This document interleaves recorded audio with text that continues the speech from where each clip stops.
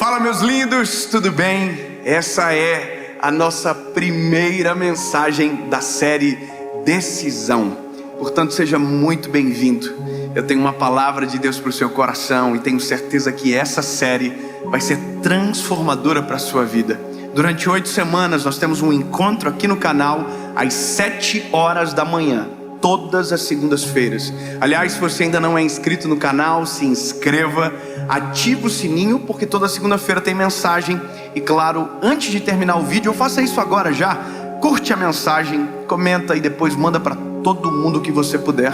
Afinal de contas, quanto mais pessoas ouvirem e assistirem, melhor. Vamos fazer o seguinte, vamos para a mensagem.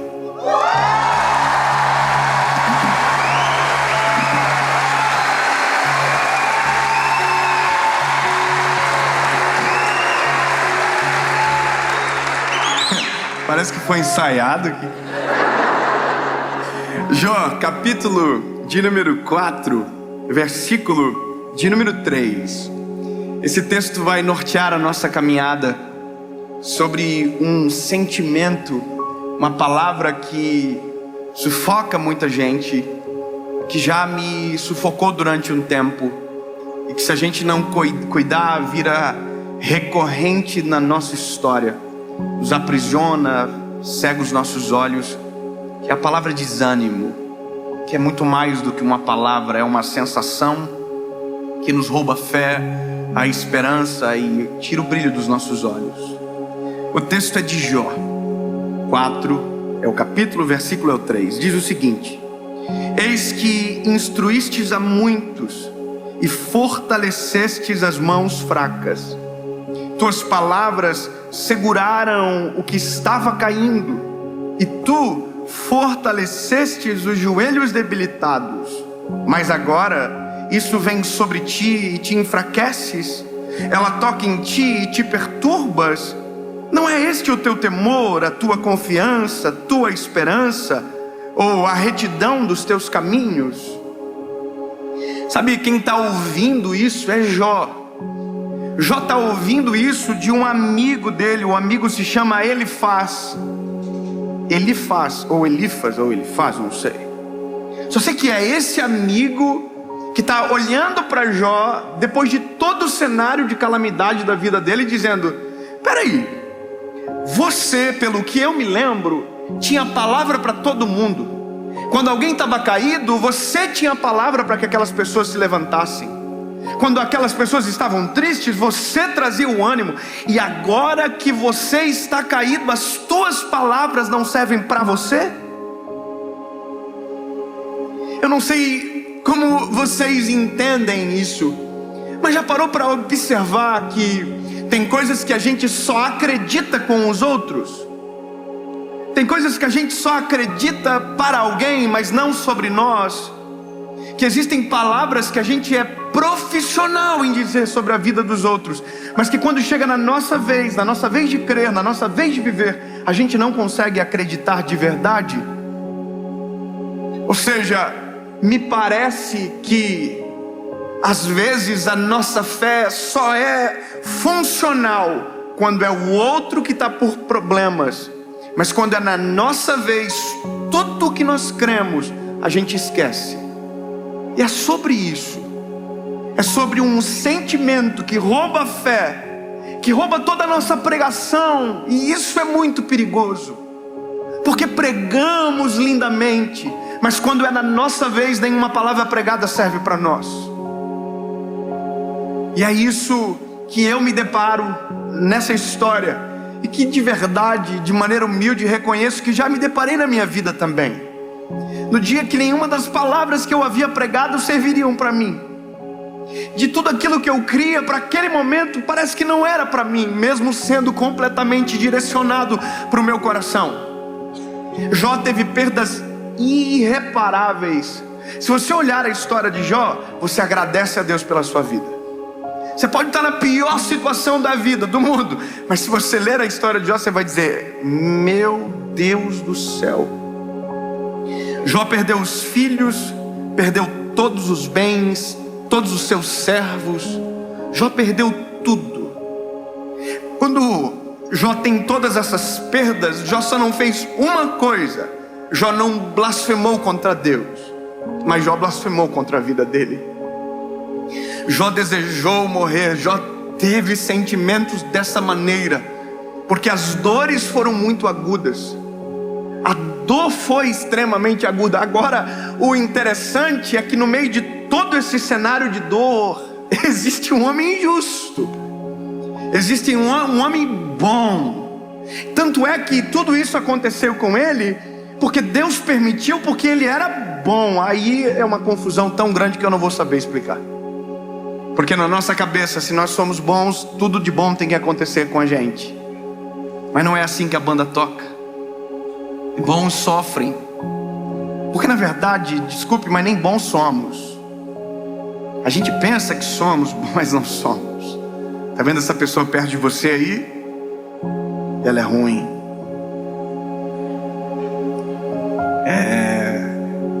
Parece boazinha, mas não é. A nossa natureza, ela é ruim. Sem Jesus, meu Deus do céu, Jesus é o que vem, aplaca essa nossa maldade que carregamos, equilibram as coisas. É só Jesus que pode fazer. Aliás, é só Jesus que tem interesse por nós. É só Jesus. Então, quando eu olho para um cenário como o de Jó, eu olho para a história, para o desânimo, para a batalha, para a luta. De verdade, eu confesso que se fosse a gente não ia saber muito o que dizer. Confessa, como que eu chego para uma pessoa que perdeu tudo e digo: olha, eu até nem sei o que eu vim fazer aqui.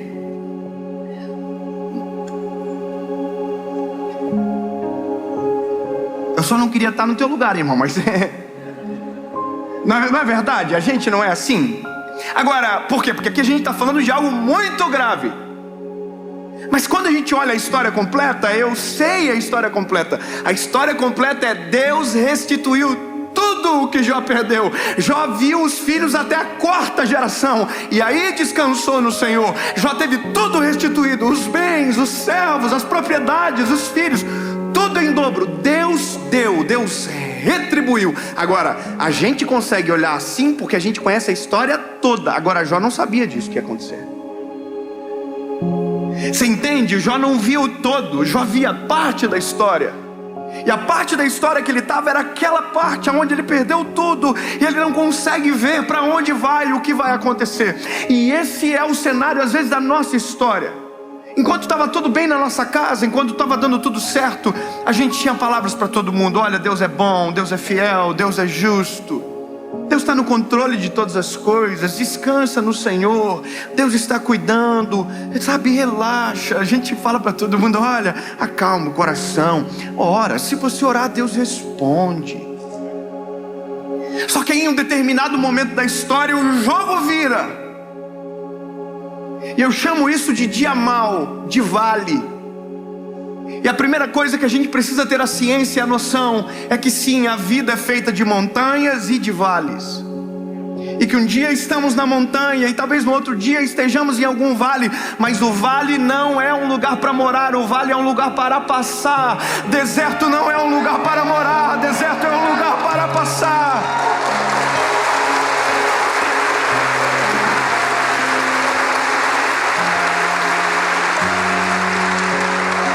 Quando entendemos isso, o nosso olhar está fixo no Senhor. A gente entende que é passageiro, passageiro, passageiro, passageiro. As dores deste mundo são passageiras, as angústias passageiras, tudo é passageiro. Há uma coisa que é eterna: nossa vida com Deus, para sempre.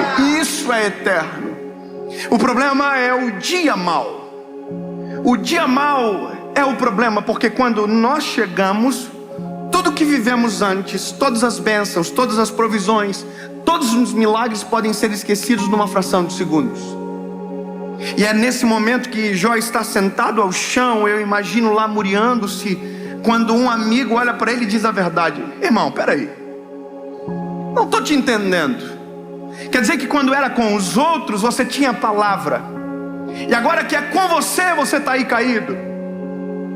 É como se esse amigo estivesse pegando Jó pelos ombros e falasse assim: ó, acorda, rapaz, você crê em um Deus que pode todas as coisas, você crê num Deus que faz milagres extraordinários, você crê num Deus que pode restaurar tudo aquilo que se perdeu.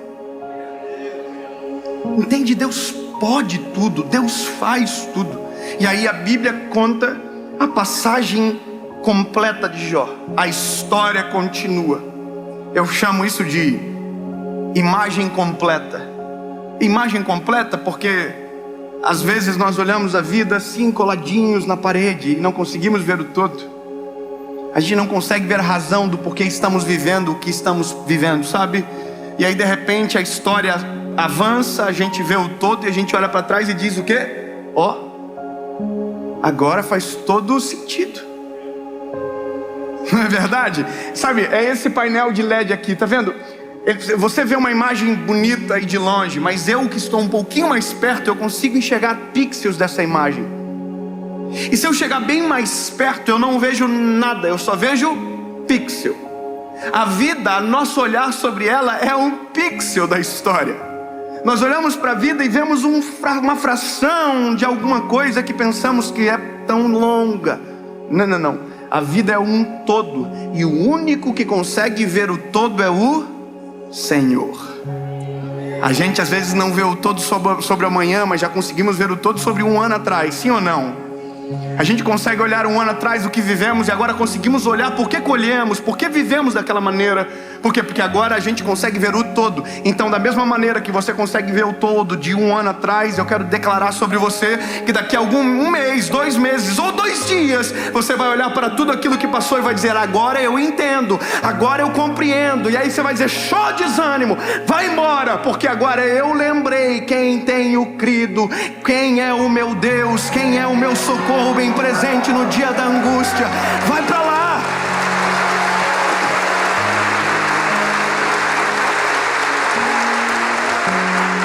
Porque o sentimento de Jó, de verdade, não é a ausência de Deus que causa. Esse sentimento em Jó não é a ausência de Deus, não, é o acréscimo de um sentimento: desânimo. E o desânimo me faz imaginar que Deus está ausente. Entendeu? Deus nunca está ausente, mas o desânimo me faz crer que Ele está ausente. O medo me faz crer que Ele não está na história. Medo e desânimo se confundem em algum momento. Diferença é que o medo me faz correr muitas das vezes, e o desânimo sempre irá me paralisar em alguma parte da história. Eu chego aqui a nossa realidade, para nós. Quando o dia mal bate na nossa porta, quando a história difícil acontece com a gente. Deixa eu te fazer uma pergunta. Quantos aqui hoje, de maneira sincera, estão passando por um processo de luta, de provação? Levante a mão. Eu queria muito que você levantasse a mão de novo e todo mundo olhasse à volta. Olha quantas pessoas. Essas pessoas que estão com as mãos levantadas não estão dizendo que estão vivendo os melhores dias da vida delas. Elas estão dizendo que estão passando por um processo de provar. Então a primeira coisa que você tem que saber: não é só contigo, lindo. Não é só com você. Não é só na sua casa que tem prova. Não é só na sua casa que tem luta, não. Todos nós aqui, na sua grande maioria nessa noite, estamos passando por alguma batalha. E sabe o que é a loucura? Que uma batalha termina, outra começa. Nós sempre estamos em uma nova batalha. Eu sei que, não, eu não quero mais. Não, lindo, são as batalhas que geram pessoas poderosas, extraordinárias. São os processos doloridos que transformam as histórias.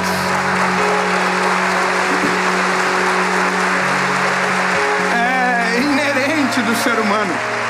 Eu queria muito chegar aqui e dizer: olha, depois que você aceitar a Jesus, você não vai ter mais nenhum problema. Se você reconhecer Jesus como seu Salvador, a sua vida vai ser um mar de rosas e uau, ninguém vai ficar doente, ninguém vai cortar a sua frente no trânsito, vai ser tudo lindo. pessoas vão passar por você e vão dizer bom dia. Não, lindo, esse é um sonho, mas a realidade não é assim. Aceitar a Jesus, crer em Jesus, ter Cristo como nosso amigo, companheiro, não nos livra da batalha, mas nos livra na batalha. Não entendeu? Eu vou melhorar. Não nos livra da, nos livra na. Peraí, como assim? Porque se ele livra da, eu nunca saberei do que estava perdendo para poder agradecer. A confusão é mais ou menos assim, eu não sei o que pode. Não. Agora quando eu me livro na, eu saio da batalha muito mais forte para enfrentar qualquer outra tempestade, porque eu vou poder dizer assim: olha, eu tenho um Deus presente na batalha. Ouve a minha oração. Sabe, é a loucura da vida. É difícil tentar explicar, mas é assim que a gente tem que crer, porque essa é a realidade.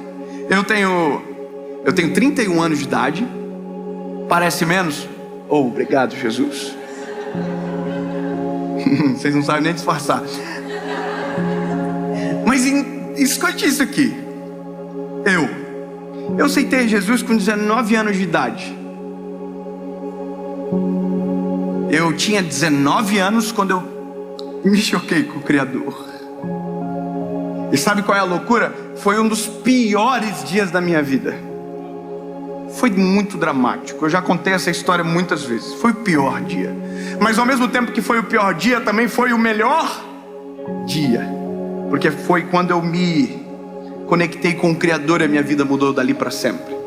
E aí eu aceitei Jesus e a minha vida mudou.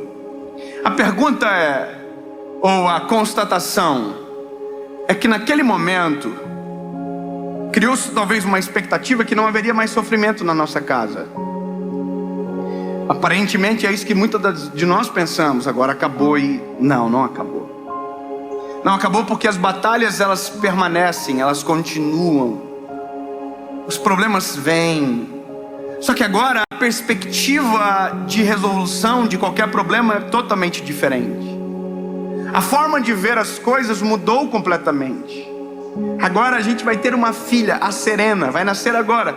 Mas eu sei o que é experimentar a perda de um filho. Sabe, tem coisas que nós vivemos que ficou dentro da nossa casa, mas eu sei o que é ter dor. E todos nós aqui sabemos.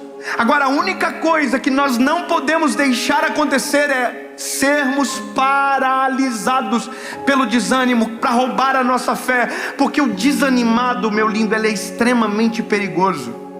Sabe por que ele é perigoso? Porque ele pode dar um fim naquilo que era apenas o começo. O desanimado, ele pode perder a fé naquilo que Deus estava prestes a agir.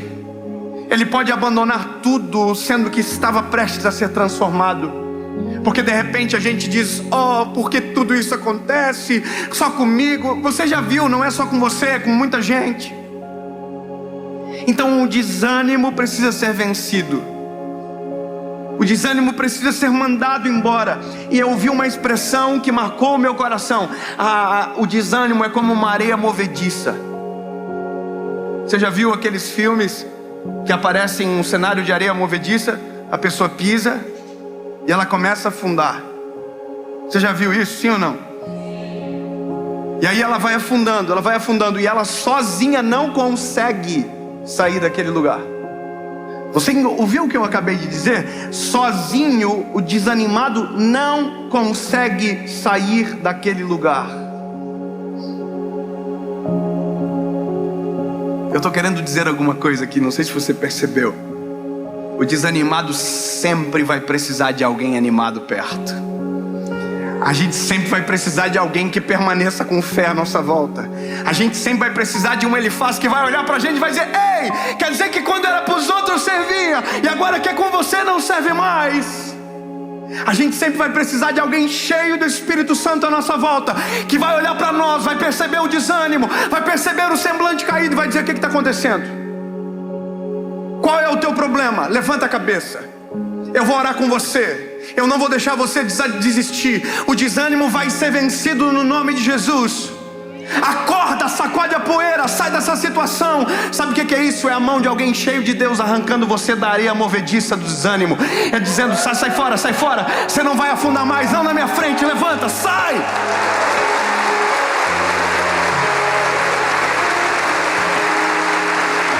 E eu aumento o termo. É por isso que a igreja é importante. Porque a igreja é um ambiente onde pessoas estão olhando para as pessoas. E se tiver alguém na areia movediça, aqui dentro não vai afundar. É por isso que precisamos de andar com pessoas cheias de Deus à nossa volta.